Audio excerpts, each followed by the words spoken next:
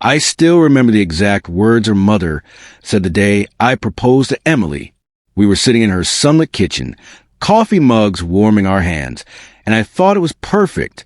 I had rehearsed my speech a dozen times in my head. I got down on one knee, heart pounding, and waited for her answer. "She could do so much better than you," her mother said. I froze.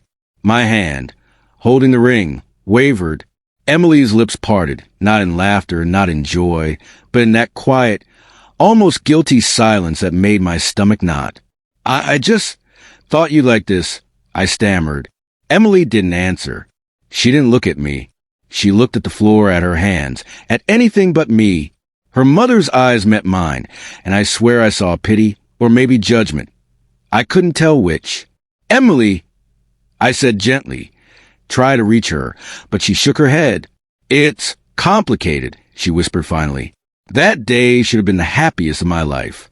Instead, it planted the first seed of doubt, tiny and almost imperceptible, that would grow into a forest of heartbreak. Emily and I had been together for 6 years. We met in college, in a crowded library aisle, both reaching for the same copy of To Kill a Mockingbird. She laughed, I laughed, and I swore right then I'd spend every day trying to make her laugh again. Over the years, we moved in together, got our first apartment, and I thought we were building something real, something unshakable. And yet, that complicated word stuck with me, gnawed at me. It lingered in the quiet moments, in the pause before she answered my text, in the distracted way she sometimes looked at her phone, in the subtle defensiveness that crept into our conversations. I told myself I was being paranoid. I told myself I was imagining things. But a small part of me knew. A small part of me always knew. The first real crack came one rainy Thursday evening. I had stayed late at work, finishing a report, and when I came home, I noticed something odd. The faint smell of cologne, not mine, lingering in the hallway. I paused at the door, listening. The apartment was quiet, too quiet. Emily was in the bedroom. I knocked softly. "I'm home." No answer. I pushed the door open. She was sitting on the bed, scrolling through her phone, and I noticed immediately that she tensed like a deer caught in headlights. "Hey," I said, trying to sound casual, though the pit in my stomach was growing. "Hey," she replied too quickly. I tried to ignore it. I hugged her from behind, resting my chin on her shoulder. She stiffened. "Everything okay?" I asked. "Yeah, fine," she said. Her voice was flat, but I caught the flicker of something behind her eyes. Guilt, fear, maybe shame. I didn't push it that night. I wanted to trust her. I needed to trust her. The small signs continued, subtle but consistent.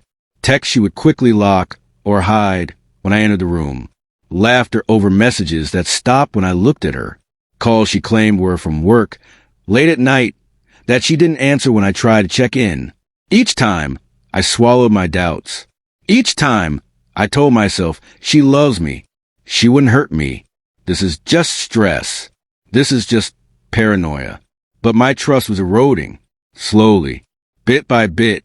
One evening, 3 months later, I stayed late at the office again.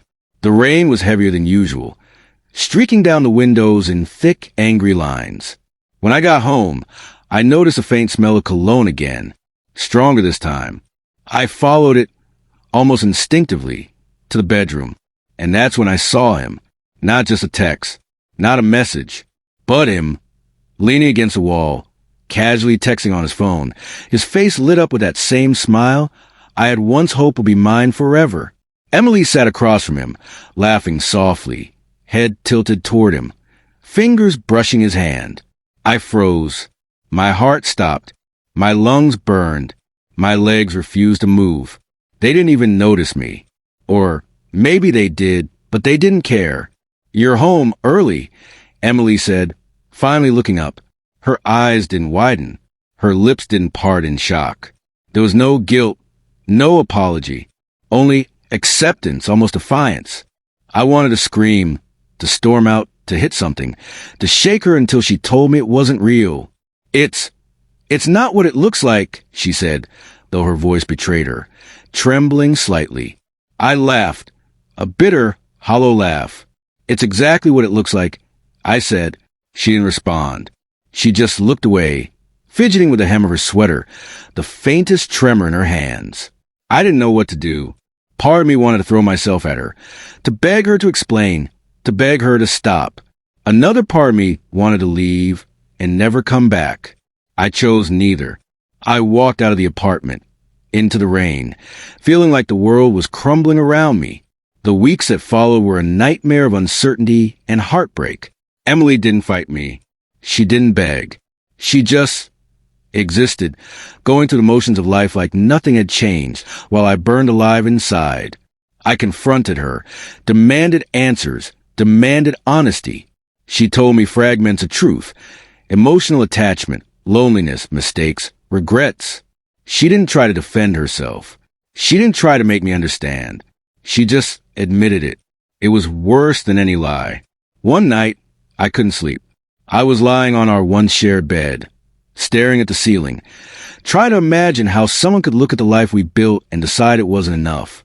I thought of the proposal, of her mother's words echoing in my head. She could do so much better than you. And now I understood why. Not because I wasn't enough. Not because I had failed. But because she had already decided I wasn't the one she wanted. The betrayal wasn't just about the other man. It was about the love she had promised me, the trust she had stolen.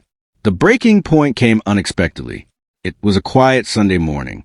I had been sitting in the kitchen, drinking coffee, staring at nothing. Emily walked in, calm, collected, and sat across from me. "We need to talk," she said. I didn't respond. I already knew. I'm moving out, she continued. I've thought about it for months.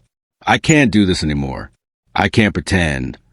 I nodded, though my heart shattered into a million pieces. I understand. I whispered. She looked at me then, really looked at me, and I saw a flash of sadness, a flicker of guilt, but it was fleeting, replaced quickly by resolve. "I'm sorry," she said softly. I wanted to scream. I wanted to tell her to stay. I wanted to beg for something that didn't exist anymore. But I couldn't. I watched her walk to the door, suitcase in hand, and I realized that the person I loved, the person I trusted with my entire heart, was gone. The days after she left were a haze of grief and disbelief. I wandered through the apartment, touching the things she had left behind, smelling the faint traces of her perfume, listening to the echoes of her laughter. I cried more than I had ever cried in my life, not just for the loss of her, but for the loss of what I thought we had. I tried to distract myself with work, with friends, with anything that could dull the pain. But at night, in the quiet, the betrayal haunted me. I replayed every moment, every laugh, every touch, every lie, and I realized how deeply I had been deceived. Months passed. Emily moved on quickly.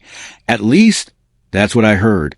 I tried not to care, tried to be numb. But healing wasn't linear. I had to learn how to live without her, without the love I thought was mine forever. And slowly, painfully, I began to forgive myself. Not her, never her, but myself. For trusting too much, for loving too deeply, for believing in someone who didn't deserve it. I learned that heartbreak wasn't just about losing someone. It was about losing the version of yourself that existed in their love, the illusions and dreams you had built together. One night, nearly a year later, I found myself walking past the park where we used to meet. I saw a couple laughing on the bench, the same way Emily and I had once laughed. And for the first time in months, I felt something other than pain, a flicker of hope. Because even though she had betrayed me, even though I had lost the life I thought I had, I realized something important. I was still here. I was still alive. And I could still choose to love again. Maybe not her, maybe not like that, but someone who would never make me question my worth. And that, I decided, was enough. The end. This story emphasizes emotional realism, trust issues, heartbreak, and human complexity. It builds suspense gradually, gives layered character motivations, and ends on a bittersweet note of resilience rather than melodrama.